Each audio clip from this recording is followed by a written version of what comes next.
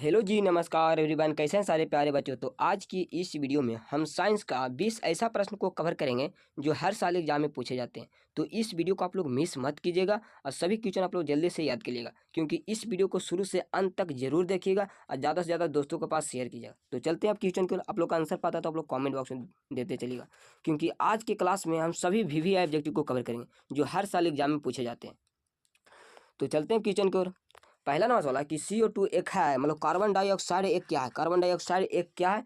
तो इसका आंसर क्या हो जाएगा। आप लोग का आंसर पता है तो आप लोग कमेंट बॉक्स में दीजिए। तो कार्बन डाइऑक्साइड एक क्या है, तो अम्लीय होता है। क्या होता है? अम्लीय होता है। याद रखिए, करेक्ट आंसर ही हो जाएगा एकदम मोस्ट VVI ऑब्जेक्टिव एग्जाम के लिए, क्योंकि 2025 में इससे बाहर एक भी सवाल नहीं पूछा जाएगा। तो इस वीडियो को आप लोग पूरा जरूर देखिएगा, दोस्तों के पास ज़्यादा से ज़्यादा शेयर कीजिएगा। तो चलते हैं अगला सवाल की ओर। अगला नंबर सवाल कि अधातु के ऑक्साइड प्राय होते हैं। अधातु पूछा गया, अधातु के ऑक्साइड प्राय क्या होते हैं। तो इसका आंसर क्या हो जाएगा? अम्लीय होते हैं। क्या होता है? अम्लीय होते हैं। याद रखिएगा, करेक्ट आंसर बी हो जाएगा। तीसरा नंबर सवाल कि कॉपर पराइड का अयस्क है। कॉपर पराइड का अयस्क क्या होता है। तो इसका आंसर तांबा होता है। क्या होता है? तांबा होता है। याद रखिएगा, करेक्ट आंसर ही हो जाएगा। एकदम वेरी वेरी इंपॉर्टेंट क्वेश्चन है, याद रखिएगा। अगला सवाल है कि विद्युत अपघटन में ऑक्सीकरण होता है। विद्युत अपघटन में पूछा गया ऑक्सीकरण होता है, तो ऑक्सीकरण एनोड पर होता है। कहाँ होता है? एनोड पर होता है। याद रखिए, करेक्ट आंसर ये हो जाएगा। अगला सवाल है कि निम्नलिखित में से कौन संतृप्त हाइड्रोकार्बन है। संतृप्त हाइड्रोकार्बन कौन होता है। तो C4H10 होता है। C4H10 होता है। याद रखिए, करेक्ट आंसर क्या हो जाएगा? डी हो जाएगा।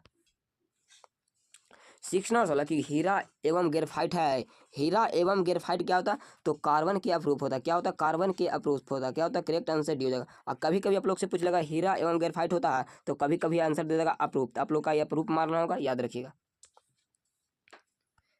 अगला सवाल है कि एल्कोहल का समान सूत्र है। एल्कोहल का समान सूत्र क्या होता है। तो CnH2n प्लस 10H हो जाएगा। 10H हो जाएगा। क्या हो जाएगा? 10H हो जाएगा। करेक्ट आंसर क्या हो जाएगा? ये हो जाएगा। अगर पूछेगा कि एल्कोहल का क्रियाशील मूलक क्या होता है। एल्कोहल का क्रियाशील मूलक क्या होता है। तो सिंगल बॉन्ड H होता है। सिंगल बॉन्ड H होता है। H इसका क्रियाशील मूलक क्या होता है। सिंगल बॉन्ड OH होता है। क्या होता है? OH होता है। याद रखिएगा, सिंगल बॉन्ड OH होता है। सिंगल बॉन्ड क्या होता है? OH होता है। याद रखिएगा, इसका क्रियाशील मूलक क्या होता है। तो सिंगल बॉन्ड OH होता है। याद रखिएगा, इवन एग्जाम के लिए एकदम मोस्ट इंपोर्टेंट क्वेश्चन। अगला ना सवाल है कि निम्नलिखित में से कौन सहसंयोगी यौगिक है। सहसंयोगी यौगिक कौन होता है। तो CH4 होता है। CH4 होता है। क्या होता है? CH4 होता है। करेक्ट आंसर है। CH4 क्या होता है। तो मीथेन होता है। क्या होता है? मीथेन। मीथेन का सूत्र क्या होता है। तो CH4 होता है। और CH4 में कार्बन बंधों की संख्या कितना होता है। तो 4 होता है। कितना होता है? 4 होता है। याद रखिएगा। कार्बन क्या है। कार्बन क्या पूछा गया। कार्बन क्या है। तो कार्बन क्या होता है? आधातु होता है। क्या होता है? आधातु होता है। करेक्ट आंसर क्या हो जाएगा? बी हो जाएगा।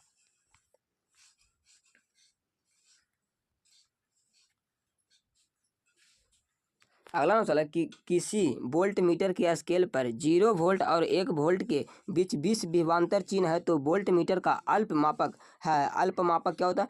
तो 0.05 वोल्ट होता है। 0.05 वोल्ट होता है। करेक्ट आंसर क्या हो जाएगा? बी हो जाएगा।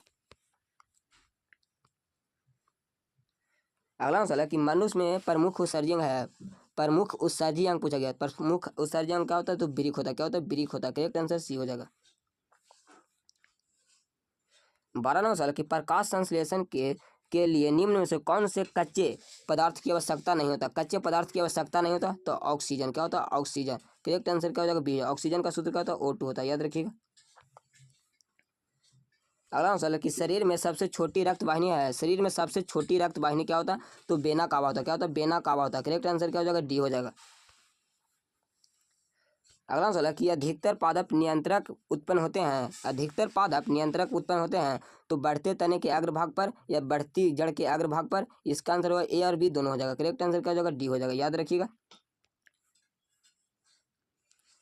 अगला सवाल है कि पुष्पीय पौधों में लैंगिक जनन किसके द्वारा होता है। पुष्पीय पौधों में लैंगिक जनन किसके द्वारा होता है। तो फूलों के द्वारा होता है। क्या होता है? फूलों के द्वारा होता है। याद रखिए, करेक्ट आंसर सी हो जाएगा। एकदम मोस्ट इंपोर्टेंट क्वेश्चन, क्योंकि हर साल एग्जाम में पूछे जाते हैं। अगला सवाल है कि फूल का कौन सा भाग फल में बदलता है। फल में कौन बदलता है। तो अंडाशय से। क्या बदलता है? अंडाशय से फल में बदलता है। याद रखिए, करेक्ट आंसर सी हो जाएगा। अगला सवाल है कि मानव मादा में निषेचन होता है। मानव मादा में निषेचन कहाँ होता है। कहाँ होता है। तो फ्लोपियन नालका में होता है। कहाँ होता है? फ्लोपियन नालका में होता है। करेक्ट आंसर क्या हो जाएगा? डी हो जाएगा।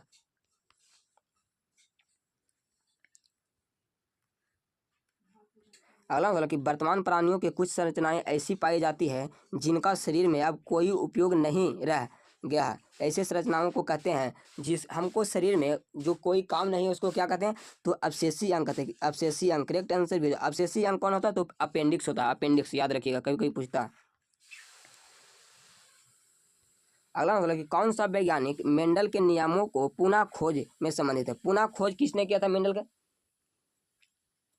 मेंडल के नियमों को किसने पुनः खोज किया था, तो 3 वैज्ञानिक ने खोज किया था। 3 वैज्ञानिक 1900 में कौन कौन वैज्ञानिक आए थे, तो हीगो डी ब्रिज, कार्ल कोरेंस और बॉन शर्मक। तो यहाँ दिया गया शर्मक दिया। करेक्ट आंसर क्या हो जाएगा, याद रखिएगा आप लोग, याद रखिएगा कि हीगो डी ब्रिज, कार्ल कोरेंस और बॉन शर्मक 3 वैज्ञानिक ने पुनः खोज किए थे। कब किए थे, 1900 ईस्वी में किए थे, तो याद रखेंगे। जिन शब्द किसने प्रस्तुत किया था, तो जोहानसन ने। जिन शब्द किसने प्रस्तुत किया था, तो जोहानसन ने। करेक्ट आंसर क्या हो जाएगा, ये हो जाएगा। तो आप लोग का वीडियो कैसा लगा आप लोग कमेंट बॉक्स में देगा। तो आज के लिए इतने ही। जय हिंद, वंदे मातरम।